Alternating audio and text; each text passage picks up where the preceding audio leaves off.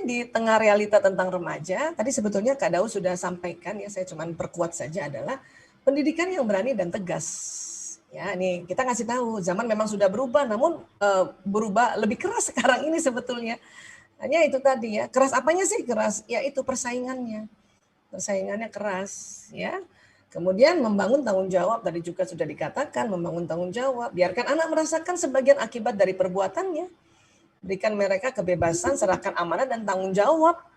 Ya, itu tadi saya dengar Kak Daus bilang kalau misalnya ada tugas karena kita nggak enak sama guru, makanya kita yang bantuin cepet-cepet. Nah itu berarti kan ya kita tidak membangun tanggung jawab. Ya nggak apa-apa kalau kata Bu Guru harus ya minggu depan, tapi anak-anak lalai ya terus dia dapat sanksi ya nggak apa-apa juga. Kita juga nggak perlu marah sama gurunya karena biar mereka membangun tanggung jawab. Itu yang harus kita ingat ya. Terus memecahkan masalah ya. Saling berbagi masalah, bawa masalah ke rumah dan ajak anak berdiskusi untuk memecahkan masalah. Latihan problem solving. Tadi Kak Daud sudah bilang. Saya perkuat lagi. Dan itu betul. Ya. Saya selaku teman sejawat ibu, bunda sebagai ibu, ya karena anaknya juga banyak 5, 4 laki-laki 1 perempuan, itu ya untuk memecahkan masalah itu betul-betul harus saya ingatkan diri saya ya, karena kalau selalu apa-apa nanti saya yang nanti yang bantuin anak itu nanti dia akan jadi anak anak yang tidak bisa berkompetisi gitu. Bahkan kalau anak-anak lagi berantem saja sama saudaranya, kita kalau masih dia belum ngomongnya kasar ya, belum ngomong atau belum memukul, kita dari jauh aja. Lihatin aja. Nggak tahan Bu Aisyah, nggak tahan saya kalau anak-anak berantem. Ya Bunda lihat dari jauh terus dalam hati istighfar, tarik nafas, duduk di kursi, lihatin gitu. Kalau anak-anak tidak panggil kita untuk membantu untuk ya intervensi ini ya sudah biar aja orang sebentar lagi juga selesai akhirnya dia berteman lagi kok. Nah ini yang perlu kita pahami bahwa inilah namanya pendampingan atau pendidikan ya. Kalau pengajaran beda, kalau pengajaran kan hanya memberikan informasi. Memang itu tugasnya Bapak Ibu guru, ngasih informasi. Orang tua, Bapak Ibu, selain pengajaran, pendidikan.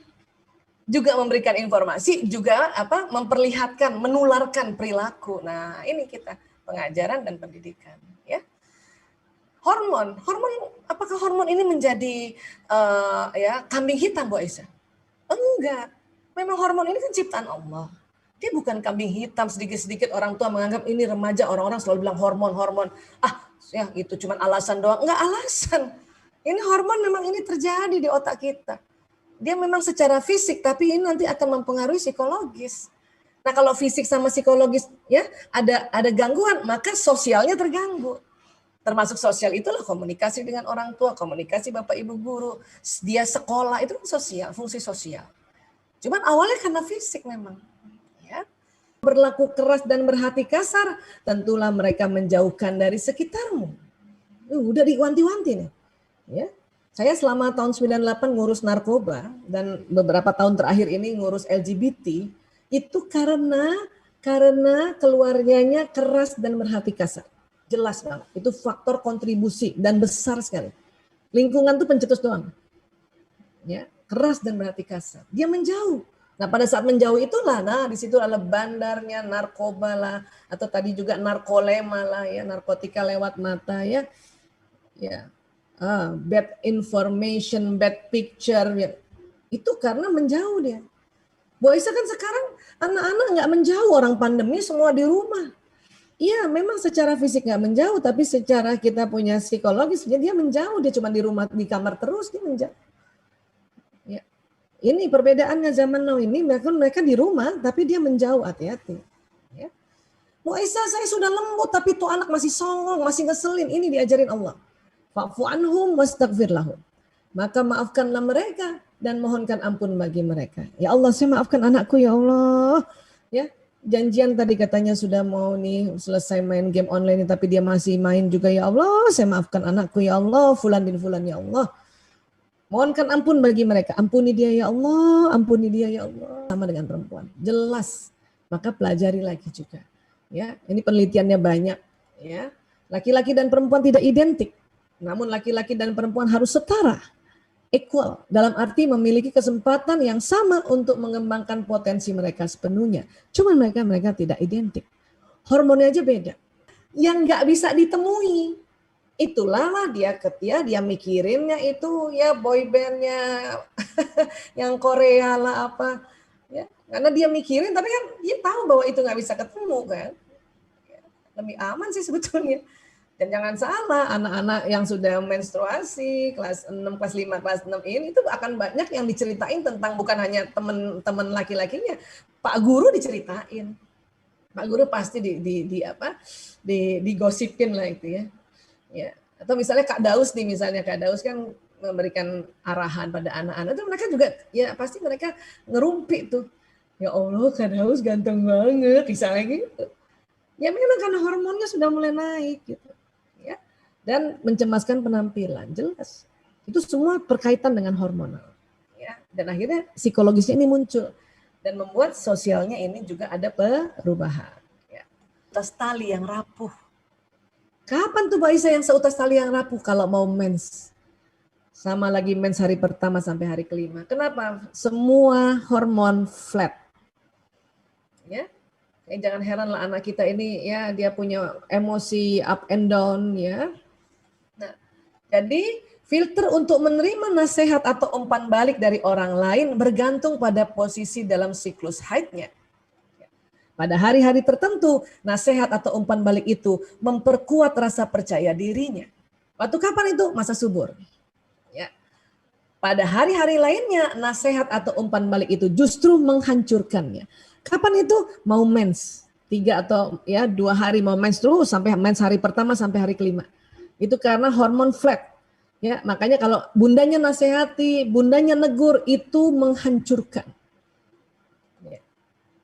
Jadi kesimpulannya kita pasti boleh dong, sangat penting mendampingi anak perempuan kita untuk kita kasih arahan, nasihat, umpan balik, kritikan. Tapi please ya hindari waktu masa-masa ini nih. Mau mens atau mens hari pertama sampai hari kelima ini. Jadi kapan dong Mbak Isa kasih masukan, kasih arahan, kasih umpan balik di sini? Di sini, masa-masa subur. Ini dia insya Allah akan dengar. Kita nih ibu karena tahu anak perempuannya sudah mens kan jadi ketakutan kan. Jadi maunya ngasih nasihat tiap hari. Ya, dia dengar kalau di sini. Pas udah di sini udah. Ini ada rejection di sini. Denial di sini. Apalagi di sini. Ya. Sementara kita suka sedih. Ini anak kenapa ya? Aku kan cuma bilang, "Nak, ya, celananya diganti, Nak, itu bokongnya kelihatan." Ya, itu ngasih tahu anak di fase ini dengan fase ini itu responnya beda lah. Mungkin waktu lagi masa subur kita tahu, nak diganti nak celananya, nak itu terlalu ke bawah, bokongnya kelihatan. Oke bunda, di sini. Coba kasih taunya di sini, ame di sini. Langsung. Oh, jadi bokong aku jelek. Padahal kalimatnya itu sama. Ya. Ini yang perlu nih, kunci-kunci ibunya. Makanya anak laki-laki itu dekat sama ibunya, bahkan dari kecil sebetulnya. Ya. Nah, laki-laki menjaga ibunya sejak dia kecil. Itu hipotalamusnya. Bawah sadarnya laki-laki nggak mau jagain bapaknya. Kenapa? Karena bawah sadar laki-laki tahu bahwa laki-laki juga punya hipotalamus. Bapak ngapain saya jaga? Sekarang ibu saya jaga. Makanya karena anak laki-lakinya udah jagain ibunya, makanya bapak-bapak nggak jagain istrinya, dia jagain mana anak perempuan aja saya jagain gitu. Ya. Nah ini juga terjadi pada ya otak anak laki-laki kita ya. Nah, remaja laki-laki juga saling menjaga, tapi di sisi lain juga saling bersaing. Karena dia menjaga keamanan, ini kan saling bersaing. Ya. Remaja laki-laki marah bila didesak. Karena si testosteron ini. Sudahlah dia lagi menjaga keamanan dirinya juga, kemudian didesak-desak, entah siapa yang desak-desak, ibu kah, guru kah. Oh bisa tiba-tiba teriak suaranya itu, tanpa terasa. Dia juga nggak rasa, kenapa saya begini ya. Si ibu kalau nggak belajar kaget. Dulu nih anak waktu SD nggak begini banget. Kenapa ya sekarang SMP? Udah mulai ngaco gini nih, wow gitu. Akhirnya nanti sekolah ke bawah-bawah loh. Ini emang sekolah SMP di sini nggak bagus-bagusan SD-nya. Selalu kena tuh sekolah SMP oleh orang tua karena kalau kita nggak ngerti tentang perubahan hormonal. Ya. Apalagi pusat lapar dan haus. Ini harus paham banget ini. Ya. Laki-laki senang diajak dialog pada saat makan. Jadi Bunda kalau mau bikin peraturan sambil makan kalau mau anak laki. Ya. Terus apalagi pusat tidur. Jangan heran nanti remaja laki-laki ini tidurnya lebih banyak. Dia butuh tidur sekitar 10 sampai 12 jam. Kenapa? Otaknya capek, Bunda. Capek apa? Waktu dia sudah di luar waktu tidur, dia selalu jaga keamanan. Apalagi sudah mulai remaja, testosteron naik, dia mulai agresif, dia selalu jaga. Tanpa terasa laki-laki itu jaga rumahnya. Apalagi lagi pandemi gini. Apalagi ini karena mata. Nih, mata laki-laki itu lurus. Mata perempuan lebar. Jadi kalau ibu ada di samping sini, anak lakinya jalan lurus, itu bukan karena dia nggak peduli sama ibunya. Emang nggak lihat? Nggak lihat. Ibu guru ada di sini, itu murid laki lurus aja jalannya. Ibu panggil-panggil, dia nggak lihat, Bu. Maafkan dia, Bu. Ya, mohonkan ampun baginya ya, Bu. Nah ini kadang berantem ibunya, kamu nih, ibu di samping kamu nggak lihat. Emang nggak lihat. Apalagi kalau udah main, pakai ada gadget di depannya, tambah nggak lihat karena dia fokus ke depan memang. Laki-laki begitu. Cuman laki-laki ke depan lihat ke depan panjang. Kita lebar. Ya. Laki-laki kurang menyukai kontak mata.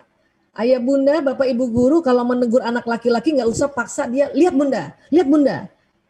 Karena bunda menganggap yang namanya komunikasi efektif itu melihat tatap mata. Berlaku buat perempuan, tidak untuk laki-laki. Ya, itu sudah risetnya itu banyak sekali. Ya. Kenapa sih Bu Aisyah ini sklera mata? Perempuan lebih lebar. Laki-laki skleranya sempit. Sklera mata pada laki-laki lebih sedikit bagian putihnya dibanding mata seorang perempuan. Bagian putih tersebut memungkinkan pergerakan mata dan mengarahkan pandangan yang sangat penting bagi manusia dalam berkomunikasi tatap wajah. Ya, maka bagi laki-laki berkomunikasi tatap wajah dan kontak mata kurang disukai. Paham ya Bun? Jangan paksa-paksa lagi nih. Nanti anak laki-lakinya apalagi lagi udah mimpi basah, ngamuk nanti. Ya.